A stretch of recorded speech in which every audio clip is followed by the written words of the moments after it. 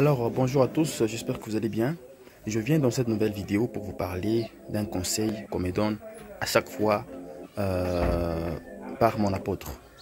Il s'agit d'un conseil qui m'a beaucoup aidé. Et c'est quoi le conseil? Il me dit souvent: David, laisse le temps au temps, laisse le temps à Dieu, laisse à Dieu de faire ce qu'il a prévu de faire pour toi en son temps. Vous savez, c'est vrai qu'aujourd'hui, nous sommes un petit peu pressés, ok, d'atteindre nos objectifs, d'atteindre nos rêves ou d'avoir ce dont on a besoin.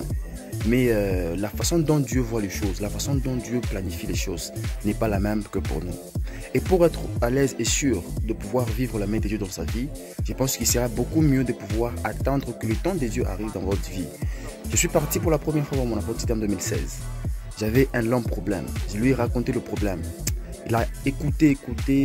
Moi, je m'attendais à ce qu'il me dise en tout cas des choses, ce que je devais faire pour que ces problèmes-là puissent un peu se taire ou un peu, voilà, s'améliorer ou changer. Il a écouté. Quand j'ai terminé, il lui a laissé la parole, il a pris la parole. Il m'a dit une seule chose: David, laisse le temps à Dieu.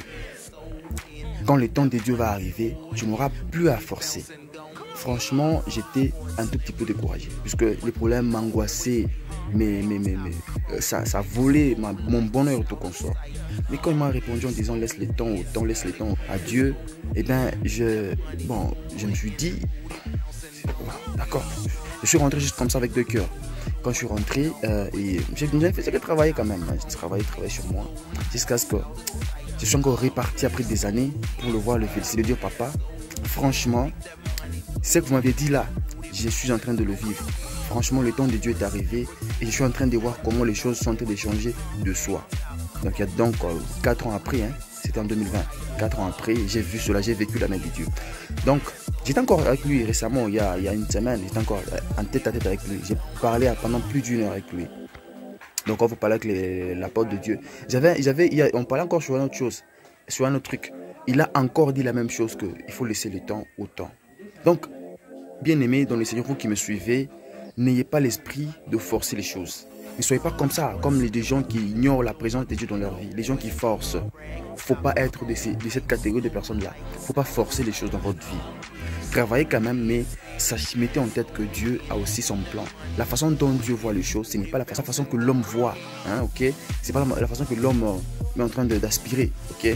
Alors, essayez un peu de vous synchroniser au temps de Dieu, de vous mettre en accord avec le Seigneur, voir comment le Seigneur est en train de planifier les choses.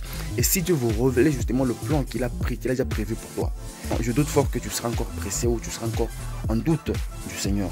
Donc, le temps de Dieu, il est bon. Quand il arrive, tout le monde rit. Donc ça apporte le bonheur, ça apporte le sourire, ça apporte la joie. Et ça apporte tout ce dont l'homme a besoin. Franchement, c'est quelque chose que je voudrais partager avec vous ce matin. Je vous en prie, laissez le temps au temps. Laissez le temps à Dieu. Donc, mettez Dieu à sa place dans votre vie. Et vous verrez comment vous allez vivre une vie superbe. Une vie très bonne. Une vie de distinction, quoi.